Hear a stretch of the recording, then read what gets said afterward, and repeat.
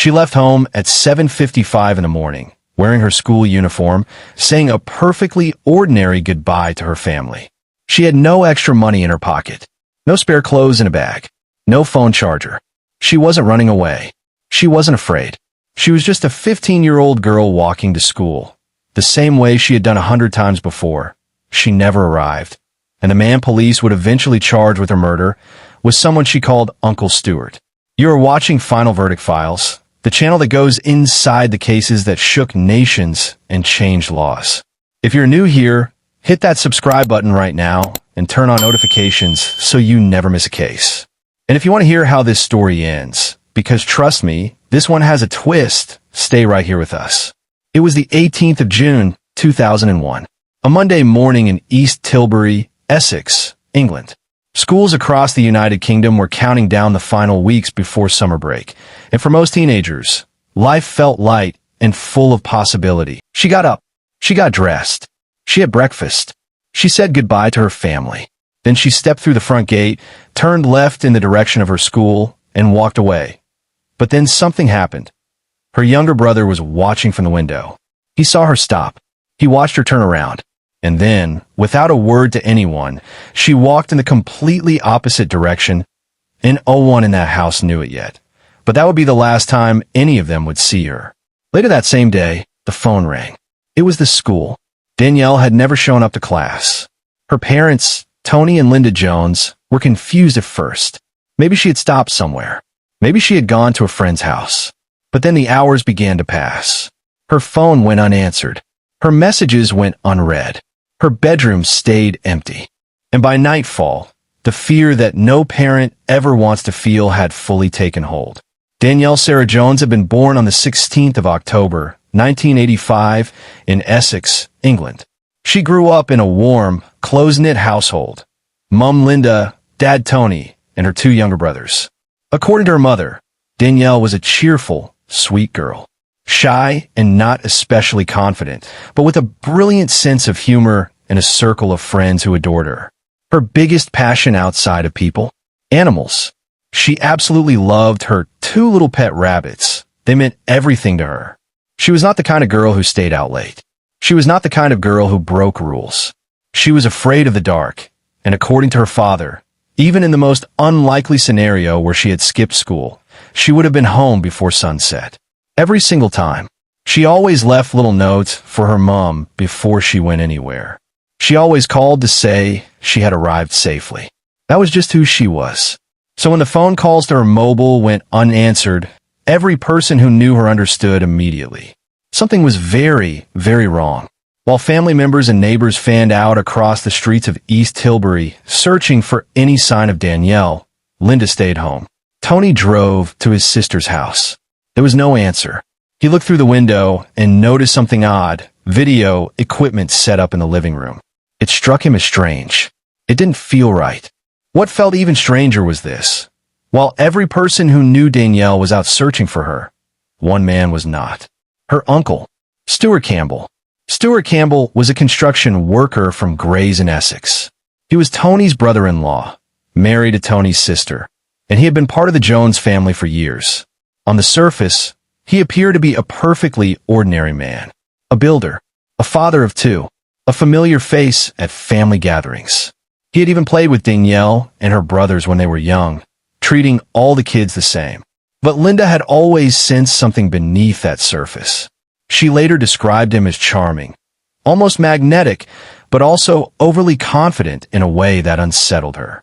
And over time, both Linda and Tony noticed something that quietly alarmed them. Stuart Campbell was showing up at their house 4 to 5 times a week. 4 to 5 times. Every week.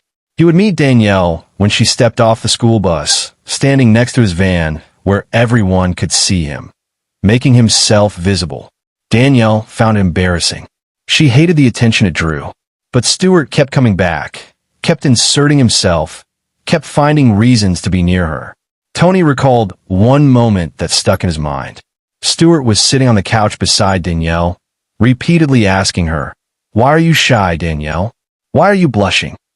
When Tony stepped in and asked what was going on, Stuart brushed it off. Said it was nothing, just harmless conversation. Linda and Tony found themselves in an impossibly difficult position. If they confronted Stuart and they were wrong, if they accused an innocent man of inappropriate behavior, the damage to the family could be permanent. And all they had were individual incidents. So they stayed cautious, watchful, and quietly, terribly uneasy. Now, 5 days into Danielle's disappearance, 2 witnesses came forward. Both reported seeing a girl matching Danielle's description near a blue van. One said the driver was talking to her. Another reported what appeared to be an argument between the girl and the man inside the vehicle. Stuart Campbell owned a blue van. That single detail shifted the entire investigation. As detectives from Essex police began pulling on every thread connected to Stuart Campbell, what they found was deeply disturbing. Years before Danielle disappeared, Campbell had held a 14-year-old girl captive inside his home and taken explicit photographs of her. He had pleaded guilty to that offense. After spending a year in custody before trial, he was released. Somehow, through carefully crafted manipulation, he had managed to convince Tony and Linda that the whole thing had been a terrible misunderstanding, that he had been cleared, that it was nothing serious. It was not nothing. Further police investigation revealed approximately 30 victims across roughly 20 years. His method was always the same. He would introduce himself as a glamour photographer, hand out business cards, lure young girls back to his home, and photograph them under the pretense of a modeling session. The pattern was consistent. Gain trust. Isolate. Control. Police placed Campbell under surveillance. And what they observed only deepened their alarm. He didn't behave like an uncle whose niece had gone missing. He wasn't reaching out to family. He wasn't asking questions. Instead, he was driving around car parks, photographing silver vehicles that matched the description of his own Nissan Primera. It looked, to every investigator watching him, like a man building himself a false alibi in real time. 5 days after Danielle was last seen, just around midnight, Stuart Campbell was arrested. What police discovered during the search of Campbell's home on Meadow Road painted a picture so disturbing that investigators would later describe it as one of the most alarming scenes they had encountered. Inside the house, officers found an extensive collection of photography equipment. They found explicit photographs of young girls he had taken. They found indecent images of children downloaded from the internet. In the attic, investigators uncovered a hidden bag. Inside that bag, women's underwear, handcuffs, and a pair of white stockings. At first glance, the stockings might have seemed like an unremarkable item, but a closer look revealed a small amount of blood on the fabric. Those stockings were sent for forensic testing. The results came back. A mixture of DNA, Stuart Campbell's and Danielle Jones's, was present on the white nylon fabric. In Danielle's own bedroom, detectives found a pencil case containing 2 handwritten notes. Both were from Campbell. The first read, "Hi, Princess. Hope you have a lovely holiday. Text me when you get back. Love, Stuart. Quiche." The second, "Hi, Princess. If you missed my last note, I just thought I'd leave another to let you know that I do miss your smile. Quiche. Quiche." He had written those notes and placed them in Danielle's room while the entire family was on vacation. He had entered the house while nobody was home. Although police never officially located a key, investigators believed he likely had access to one. He had previously done renovation work in the property and had installed the back doors himself. Danielle never told her mother about those notes, but she told a friend, and that friend was deeply disturbed. She couldn't understand how he had gotten inside the house, and more than that, why a grown man would cross that line with his own niece. Shortly after his arrest, Campbell presented investigators with something unexpected. A text message, he said, from Danielle's phone. It read, "Hi, Stu. What you up to? I'm in so much trouble." And then a second message, also sent from her phone on the day she disappeared. "Hi, Stu. Thanks for being so nice. You're the best uncle ever. Tell him I'm so sorry. Love you loads. Done. Quiche. Quiche. Quiche." For a brief, fragile moment, hope flickered back to life for Tony and Linda. Maybe she was alive. Maybe she was out there somewhere. But alongside that hope came anguish. Why wouldn't she contact them? Why not just come home? That hope did not last long. Detectives brought in a telecommunications specialist and a forensic linguist to examine every detail of those messages. What they found was devastating. First, the language. Danielle consistently texted in lowercase letters. These messages were written in capitals. And in one of the messages, the word what had been spelled what. Investigators checked every text message Danielle had ever sent. She had never once spelled it that way. Not a single time. Second, the phone data. Cell tower analysis showed that at the exact moment those messages were sent, Campbell's phone and Danielle's phone were connected to the same mobile base station. Both phones remained in the same location, near Campbell's home, for approximately 30 hours after she disappeared. Third, his alibi. Campbell claimed he had been at a home improvement store roughly a 30-minute drive away. The phone records did not support that. The cell data placed him in the East Tilbury and Corringham area. And the call he claimed he made to his wife to say he was running late?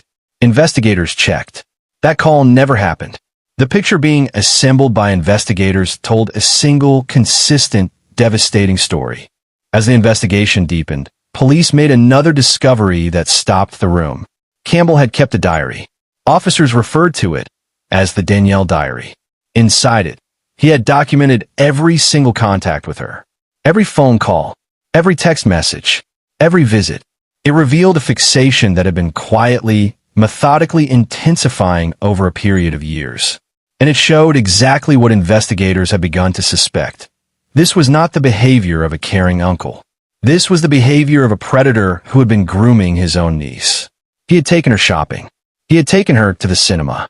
A friend's father later recalled that on one of those outings, Campbell had held Danielle's hand. That man had noticed. He had felt deeply uncomfortable. But he hadn't said anything to Linda or Tony. He didn't want to create conflict within the family. He didn't want to be seen as interfering. Campbell also told Danielle that if he were her, he wouldn't tolerate his family. He exploited the perfectly normal friction that exists between teenagers and their parents. He flattered her. He made her feel seen and special. He drove a wedge, slowly and deliberately, between her and the people who loved her most. During questioning, Campbell had tried to suggest that Danielle's relationship with her father had been falling apart, that the family was at its wit's end, that he was simply playing the role of peacemaker. Investigators saw it for exactly what it was, a calculated attempt to rewrite the narrative, to make himself look helpful, to make the family look broken. He was not helpful. He was the architect of the fracture. Despite the mountain of evidence, there was one devastating absence at the center of this case. Danielle's body had never been found.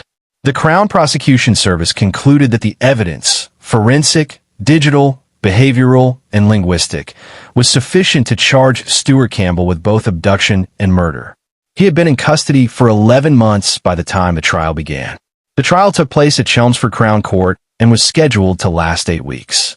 One journalist in attendance described Campbell as self-assured, calm, almost entirely unaffected by the gravity of the charges against him.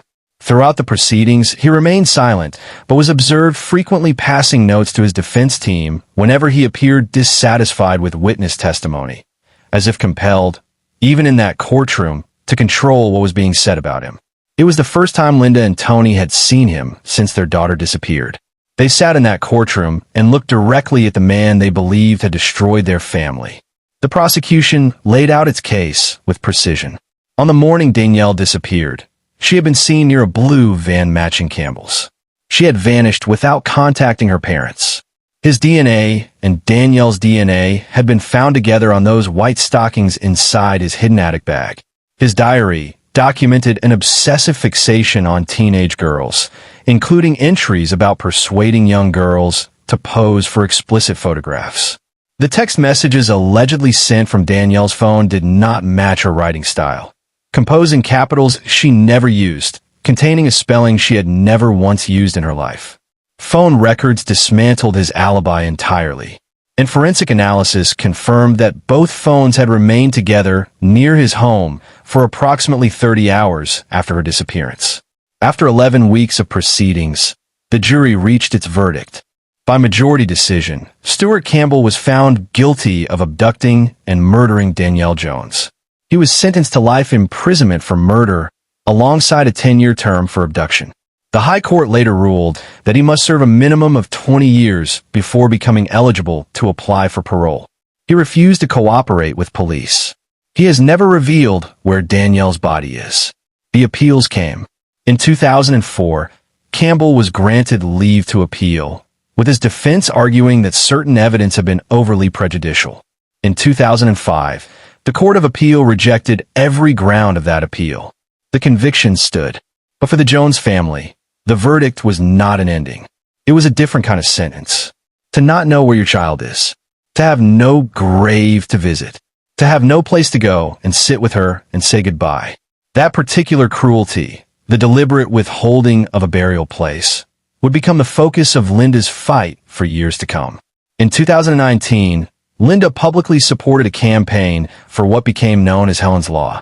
The law was named after Helen McCourt, a 22-year-old insurance clerk murdered in 1988. Her killer had also never disclosed the location of her body. Helen's mother, Marie McCourt, had led that campaign for decades. The petition gathered more than 600,000 signatures. In November 2020, Helen's Law received royal assent. Under the law, the parole board is now legally required to take into account whether a prisoner has cooperated in revealing the location of their victim's body when making any parole decision. The then Justice Secretary stated that denying families the chance to bury their loved ones is a cruelty beyond words, an additional weight on top of unbearable grief. 20 years after Danielle Jones walked out of her front gate and turned left towards school, Essex police gathered to remember her. They remembered a vibrant, shy, animal-loving 15-year-old girl who had her whole life ahead of her. They remembered the pain of a family that has never stopped searching. And they renewed a pledge that whenever new information comes in, they will act. That they will never stop trying to bring Danielle home. Linda and Tony Jones have never given up. They want to be able to bury their daughter. They want to say a final goodbye. That is not a complicated request. It is the most human thing in the world. And the man who could give them that answer continues to say nothing. For families like the Joneses, justice in the courtroom is only part of the story. The other part, the part that never fully heals, is the silence that follows.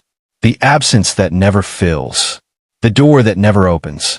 Danielle Jones deserves to come home. If this story moved you, and I believe it should, please take 5 seconds right now and hit that like button. Leave a comment below and tell us what you think about this case and about the family still waiting for answers. Share this video so more people can hear Danielle's story. And if you're not yet subscribed to Final Verdict Files, now is the time. Hit subscribe and ring that notification bell so you never miss another case. Every story we tell is a story that deserves to be remembered. Thank you for being here. We will see you in the next one.